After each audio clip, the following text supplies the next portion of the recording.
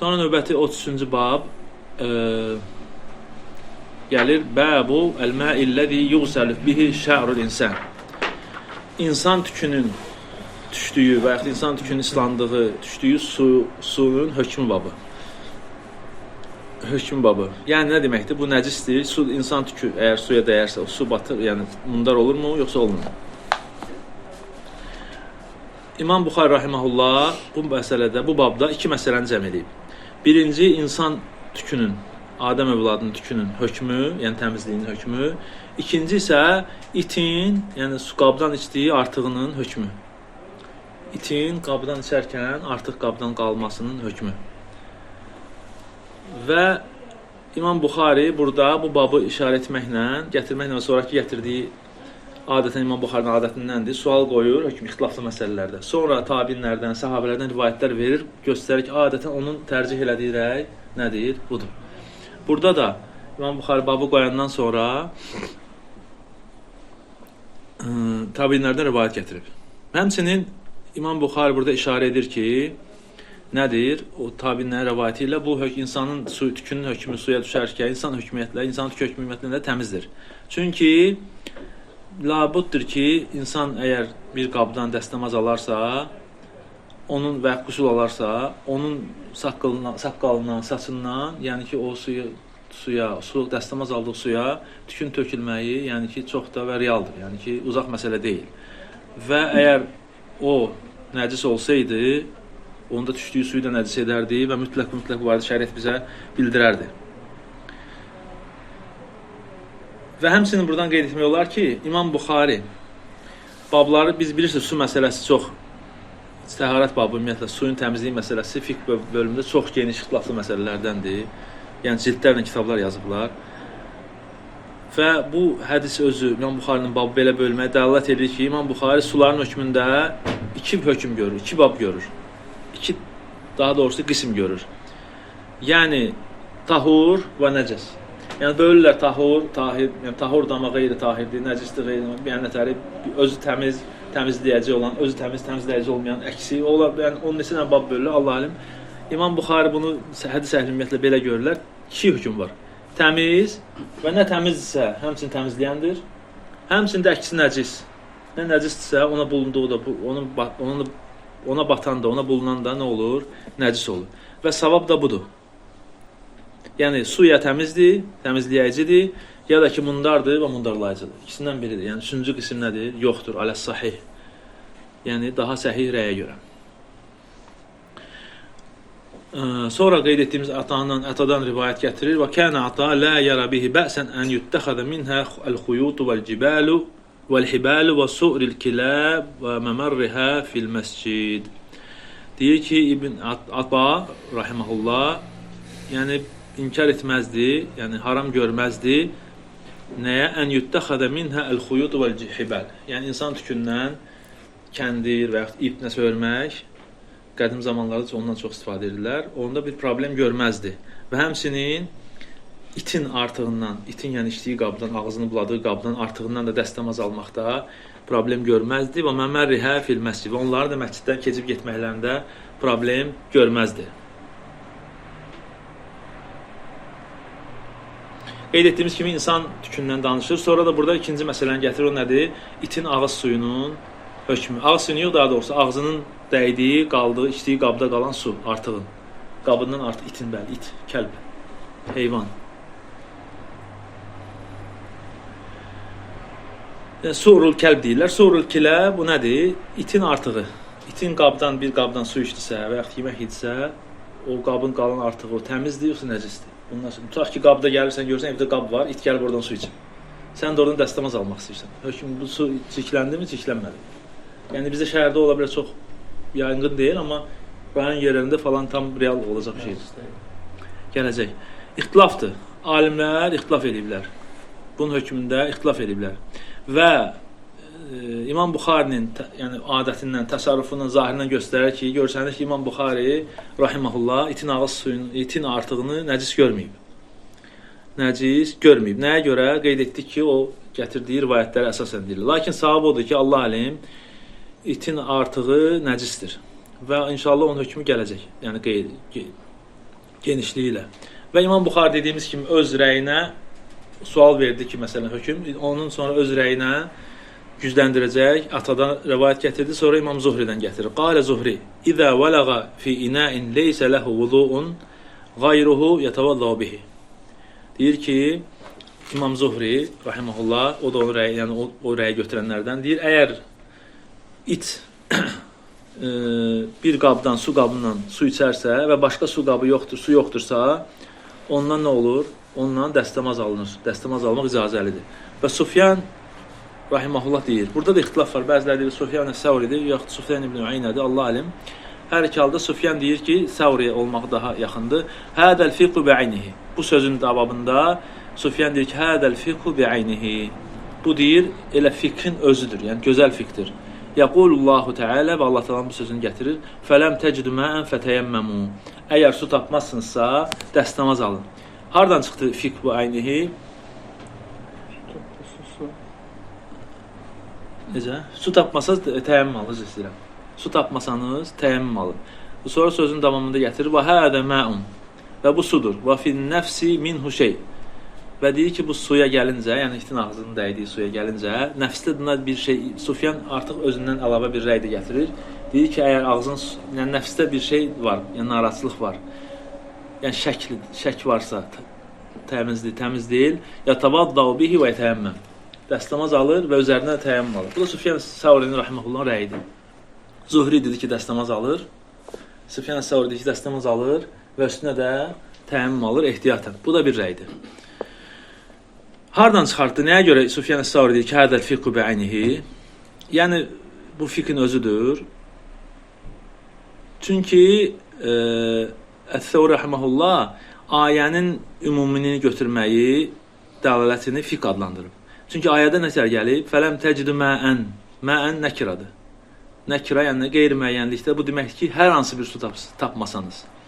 Demək ki, itin ağzının dəydiyi suyu, yəni heç bir qeyd yoxdur ki, filan su. O deməkdir ki, nə olur? Yəni su ümumi gəlib, demək ki, dəstəmaz ümumi gəldiyi üçün də itin ağzının suyu da ümumə girdiyi, itin ağzının dəydiyi su da o ümumi ləfsə girdiyi üçün ayənin ümumisindən götürür ki, dəstəmaz almaq nədir? Olar. Və buna İmam Əs-Sufyan Əs-Səvri rahiməhullah fiqh deyib. Əl-fiqhu bi'aynihi. Bu fiqhin özüdür. Yəni onun təncis edəcək, murdar edəcək dəlil gəlmədikcə, açıq aydın bir dəlil yoxdursa və ayənin ümumisi də su gəlib və orada nə bir hədisdə, nə bir şeydə onu xüsusiləşdirən bir xüsusi nəcis murdar göstərəcək bir xüsus bir yoxdursa, demək ki, dəstəmaz almaq olar. Yəni ayənin ümumisindən İmam Zuhri rahiməhullah buradan hökm çıxardı.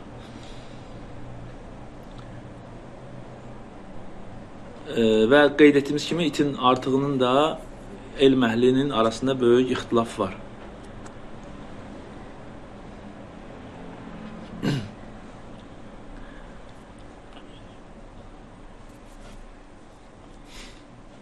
Yəni bu alimlər qeyd etdiyimiz kimi Ata, İz-Zuhri və Sufyan və İmam Buxari və Maliki məzhəbində məşhur olan budur. Onlar itin ağzının suyunu, itin ağzının dəydiyi artığı nəcis görməyiblər, amma Allah alim səhih odur ki, nəcisdir, inşallah təfsilatı gələcək. Sonra növbəti 170-ci hədis buyurur: Həddəsənə Məlik ibn İsrail, qalə həddəsənə İsrail an Asim, an İbn Sirin, qalə qultu li Abidə. Abidə kimdir? İbn Amr Əs-Süleymani, Əs-Səlmani, tabinlərin böyüklərindəndir, Muxadramdır. Muxadram kim idi? Peyğəmbər sallallahu əleyhi və səlləm vaxtında iman gətirib, lakin Peyğəmbər sallallahu əleyhi və səlləmi görməyənlərə Muxadram deyir. Yəni böyük tabinlərdəndir. Kimə? Abidədən deyir, soruşdum. İndənə min şə'ri Nəbi sallallahu əleyhi və səlləmə əsabnahu. Və yaxud ona dedim ki, bizə İbn Sirin kimə deyir? Abidəyə deyir ki, bizim Peyğəmbər sallallahu əleyhi və səlləm, bizdə Peyğəmbər sallallahu əleyhi və səlləmin tükü var. Əsabnahu min qibəli Ənəsin, av min qibəli əhli Ənəsin. Bizə deyir, hardan qalıb? Ya Ənəsin, ya da Ənəsin ailəsindən kimdənsə qalıb. Fəqalə, və Əbidə onun cavabı nə deyir? Ləən təkuna indi şə'ratun minhu əhəbbu iləyyə minəd-dünya və mə fiyhə. Peyğəmbər sallallahu əleyhi və səlləmin tükünün məndə olması mənim üçün dünya və onun içindəkilərdən daha sevimli olardı. Dünya və onun içindəkilərdən daha sevimli olardır. Və bir rivayətdə gəlib ki, Abidə deyir ki, lən yakuna indi minhu şa'ratun habbu ilay min kulli safran və bayda ala zahril ard. Onun tükünün məndə olmağı mənim yer üzərində bütün Səfra və bayda, yəni sarı və ağ, yəni hər bir malların olmasından, hər şeyin olmasından mənim üçün daha sevimli olardı. Və bu da Peyğəmbər sallallahu əleyhi və səlləmin tükü haqqında deyilən bu sözdə nədir? Yəni onun tükünü saxlamaq, onun dediyimiz kimi bədən üzvlərindənsə bir şey, bu ancaq Peyğəmbər sallallahu əleyhi və səlləmə xasdır. Çünki nəyə görə? Onun tükü ilə təbarrük olunurdu. Onun paltarı ilə, onun təri ilə, ağız suyu ilə nə edirdilər? Sahabələr təbarrük edirdilər. Amma başqasına gəlincə biz dedik ki, bu elə deyil. Və həmçinin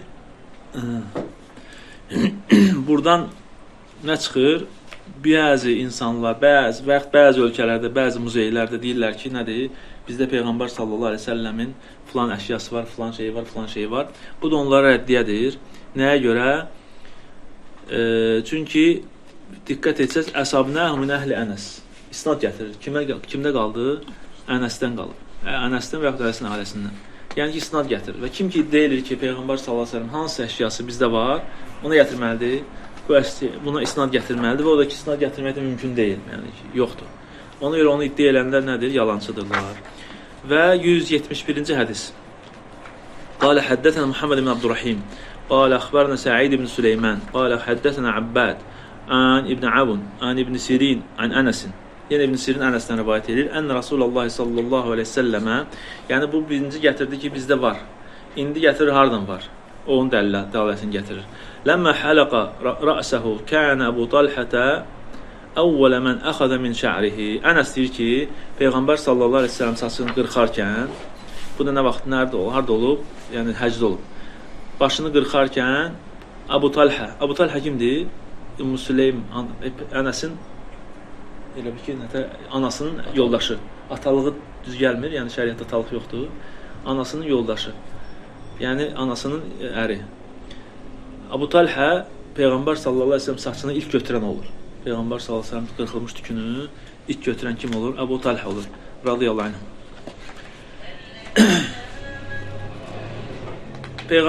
Səhabələr Peyğəmbər sallallahu əleyhi və səlləmin saçını, tüklərini, əşyalarını yığmağa nəyə ehtimam göstərdilər?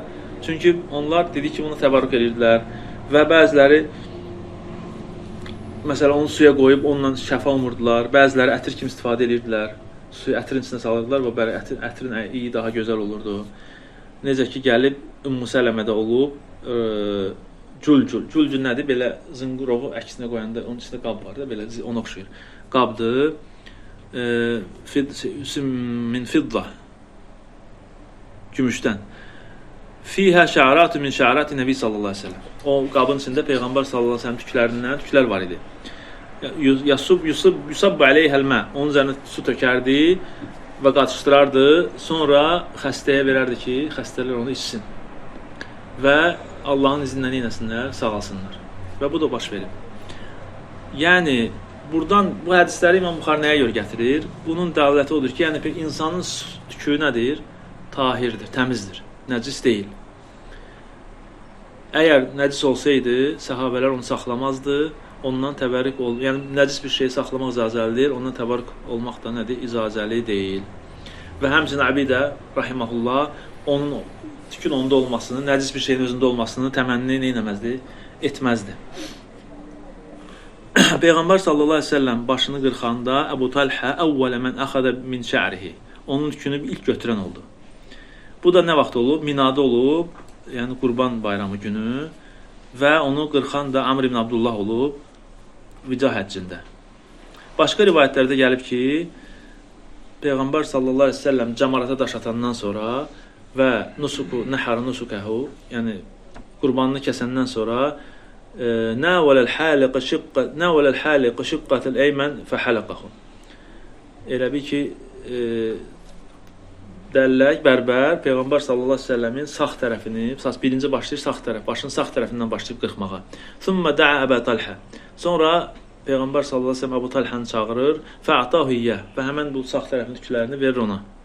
Thumma nawala shiqqal aysar. Sonra sol tərəfin başını çöndərir, fa'halaqahu və bərbər onun saçını qırxandan sonra fa'atahu Əbu Talhə faqal. Və sol tərəfi də yenə Əbu Talhəyə verir və deyir ki, iqsimhu beynən nas. Deyir ki, bunu insanlar arasında yenə paylaşdır tükləri. Və başqa rivayətdə gəlib ki, sağ tərəfini fi mən qassama fi mən gəlihi. Yəni sağ tərəfini yanında olanlara arasında böldü.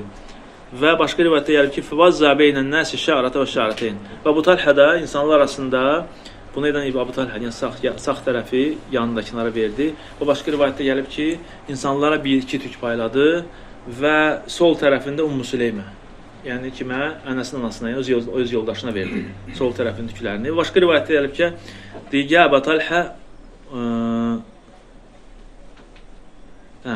Ümmü Süleymə verdi və başqa rivayətdə gəlib ki, Əbu Talhə verdi. Allah alim, yəni bunların arasında heç bir ziddiyyət yoxdur. Yəni cəm nədir? Necə ki, Əbu Talhəyə hər iki tərəfini Peyğəmbər sallallahu əleyhi və səlləm hər iki tərəfini Əbu Talhə verib, amma sağ tərəfini Əbu Talhə özü paylayıb insanlar arasında, sol tərəfini isə öz yoldaşından eləyib, Ümmü Süleymə verib ki, o da saxlasın. Və bu yoldan da Peyğəmbər sallallahu əleyhi və səlləmin tükləri İbn Sirinə gəlib çıxıb. Və bunda da nə var? Dəlil, açıq aydın dəlil var ki, insan tükü nəcis deyil. Çünki nəcis olsaydı Peyğəmbər sallallahu əleyhi və səlləm onu səhabələrə verməzdi. Burada nə fayda çıxır? Əlbəttə, Peyğəmbər sallallahu əleyhi və səlləm tükünlə təbarrük etməyin icazəli olmağı və həmçinin qaydadır. Nədir? Ennel muvasat la təstəlzimul musavvat. Qayda çıxır, usul qaydası. Yəni bir şeyi bölüşdürmək bərabərliyi gərəkdirməz. Yəni birindən çox verə bilərsən, birindən az verə bilərsən. Məsləhətə görə. Və həmçinin burada nə fayda çıxır? İnsan saçını qırxdırarkən sağ tərəfdən başlamağın müstəhəb olması. Çünki Peyğəmbər sallallahu əleyhi və səlləm sağ tərəfdən başladı. Növbəti 172-ci bab hədis istəyirəm. Buyurur İmam Buxari rəhiməhullah: "Qal həddətən Abdullah ibn Yusuf an Malik, an Əbi Zinad, anil A'rac." A'rac kim idi? Abdurrahman ibn Hurmuz. An Əbi Hureyrətə. Əbu Hureyrədən rivayət edir ki, "Qala inna Rasulullah sallallahu əleyhi və səlləm qal." Peyğəmbər sallallahu əleyhi və səlləm dedi: "İzə şəribə el-kəlbu fi ina'i hadikum fəlyaghsilhu sab'an." Sizdən birinizin qabından it su içərsə, onu 7 dəfə yusun. 7 dəfə yusun. Şeyxülislam İbn Teymiyyə bu məsələdə, yəni itin ümumiyyətlə təmiz, tahir və nəcis olması məsələsində fuqahaların ixtilafını qeyd edib. Və deyib, yəni axırda Şeyxülislam ixtiyarı odur ki, seçimi odur ki, "İnnə şa'rahu tahir."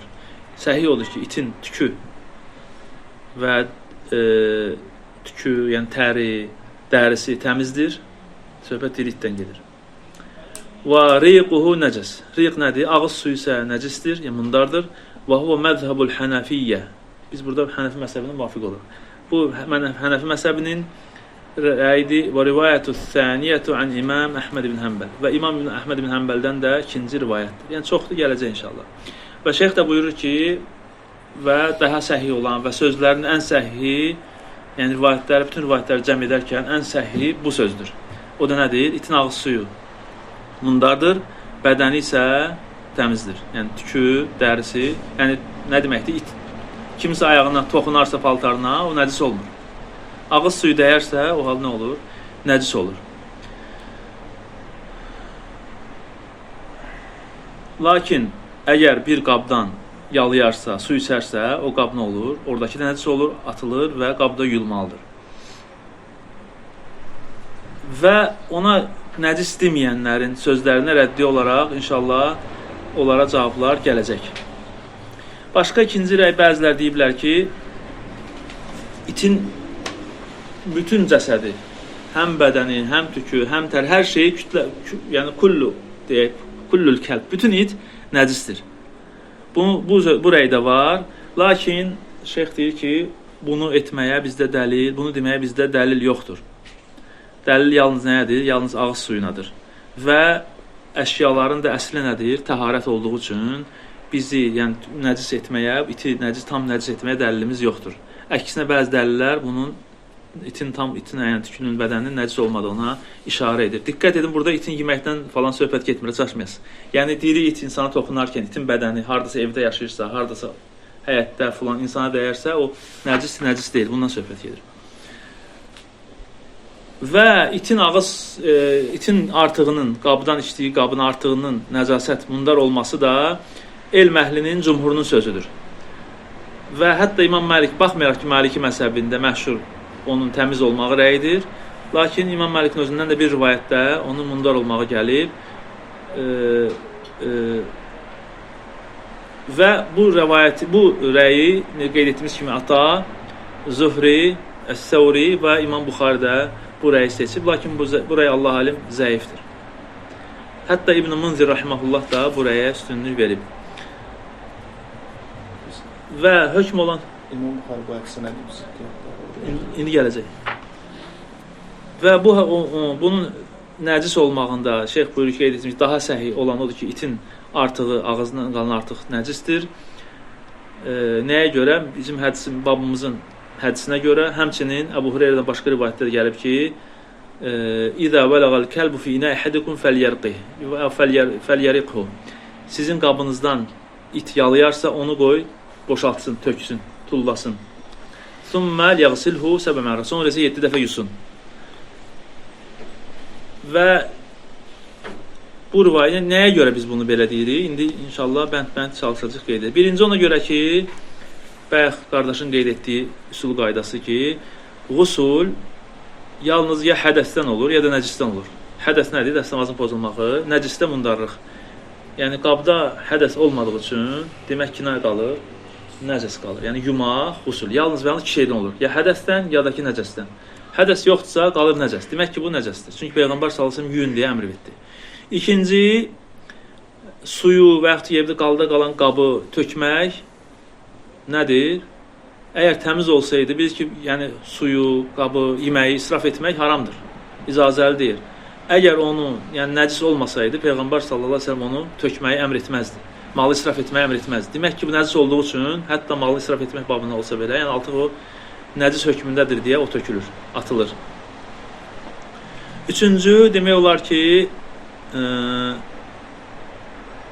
sayın, yəni ki, 7 dəfə olmağı və üstəlik də onlardan birinin torpaqla yuyulmağı və bu da nəcasətin qaliv, yəni şiddətli nəcasət olmağına dəlalət edir.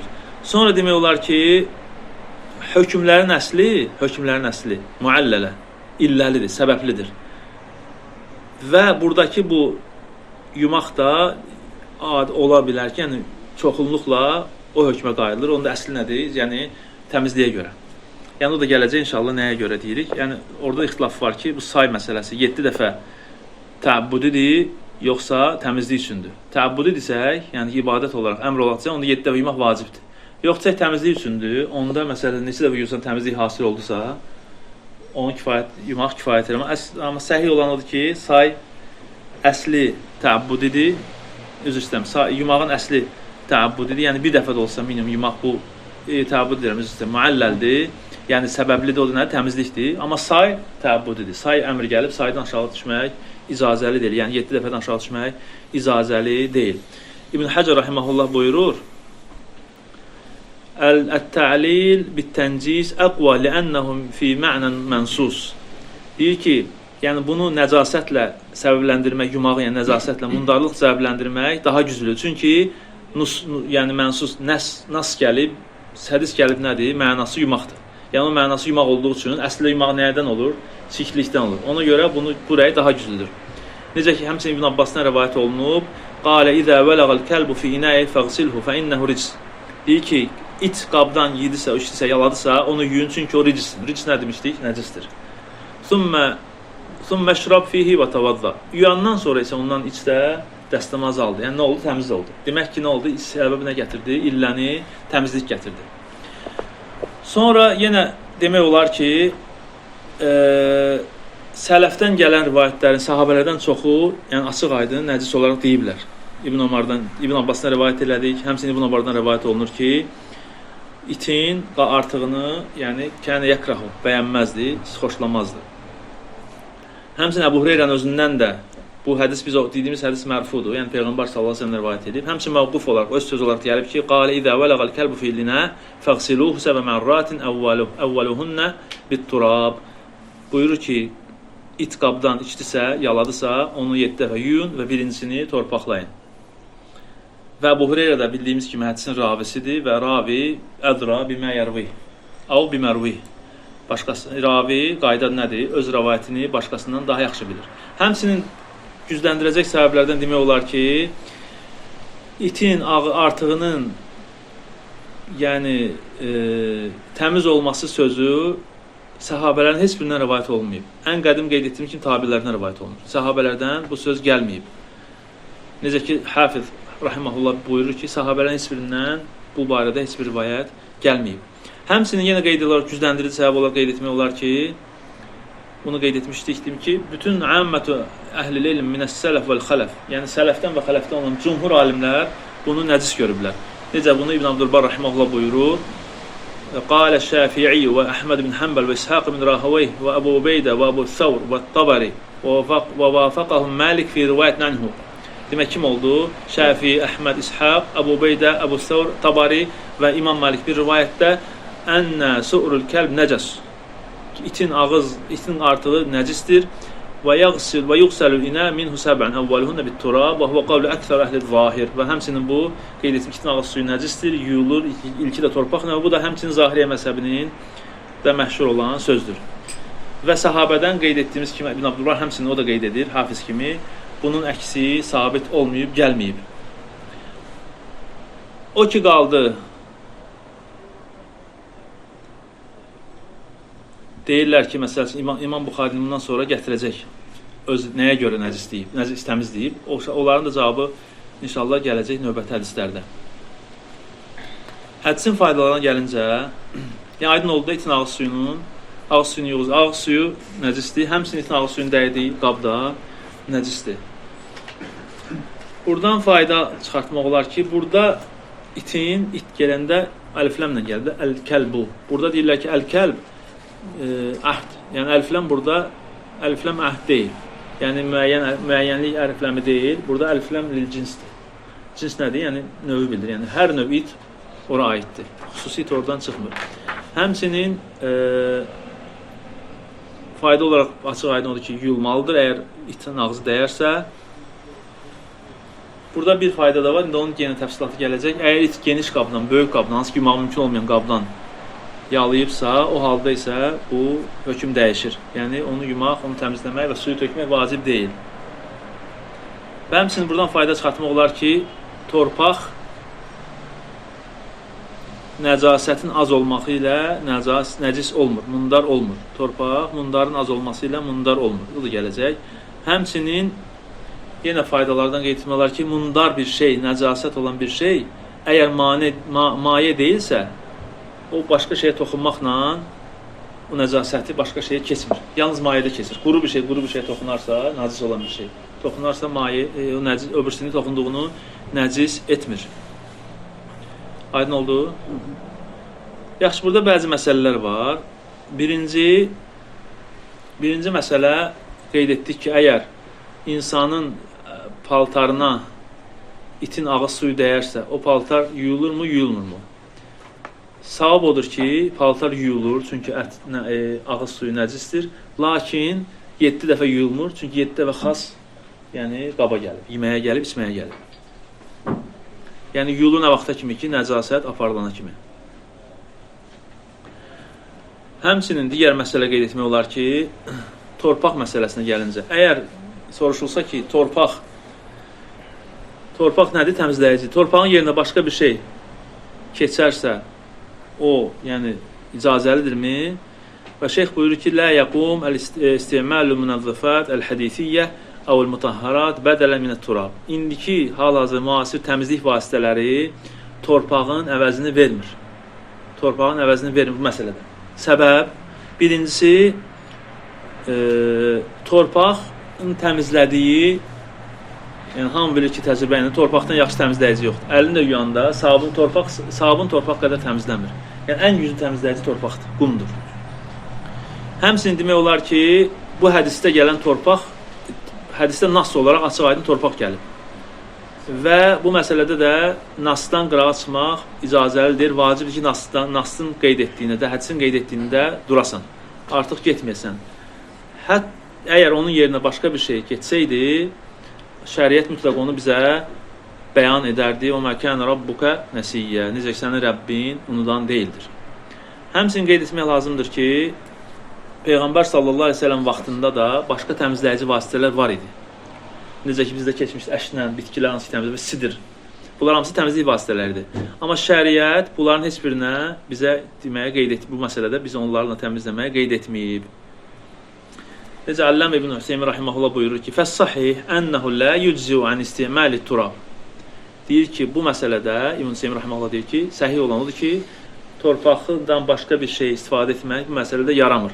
Lakin amma deyir, əgər fərz etsək ki, torpaq yoxdur, tapa bilmirsən və bu da deyir böyük uzun, yəni uzaq bir fərziyyədir. Yəni baş verməsi nadir ola biləcək bir fərziyyədir. Amma fərz etsək ki, torpaq yoxdur, o halda deyər ki, yüzü vasitələrdən istifadə etmək olar. O da ki, nəyə görə? Yəni torpağın olmadığına görə zərurət babından. Həmçinin demək olar ki, torpaq qeyd etdiyimiz kimi nədir? Təmizləyicidir. Və bu bizə hədisdə gəlib ki, məsələn, qadının paltarının yerinə sürünən hissəsini torpaq təmizləyir. Və ona görə də torpağın bu təmizləyici vasitələr olması özü, yəni məsələnin özünə aydın, açıq, daha da şiddət verir, yəni güc gətirir. Çünki torpaq özü-özündə təmizləyicidir. Həmçinin qeyd etmək olar ki, şeyx gətirir ki, indiki müasir elmi araşdırmalar da onu göstərir ki, torpaq qədər güclü ikinci təmizləyici yoxdur. Ona görə alimlər deyir ki, bir Şeyx Hüseynin sözünü oxudum, torpağın, bu məsələdə torpağın yerini heç nə vermir. Yəni, torpaqdan başqa bir şey istifadə etmək olmaz. Yaxşı, növbəti məsələ. Əgər it maye olmayan, bərk bir şeyə yesə, ağız yalasa, onda necə? Məsələn, yağ, quru yağ olsun, başqa bir şey. Səhih olan odur ki, bu məsələdə İmam Buxarinin gətirdiyi hədis var ki, hansı ki, əgər bir yağdan gəlib ölü bir sanı yağın içində tapsaz, quru yağın içində, yağın ətrafını kəsin, ölü ilə atın, qalanını istifadə edin. Səhih odur ki, bu məsələ ona da qiyas olunur. Yəni, quru bir şeydən yiyibsə, onun yan yörəsi atılır, gerisindən istifadə olunur.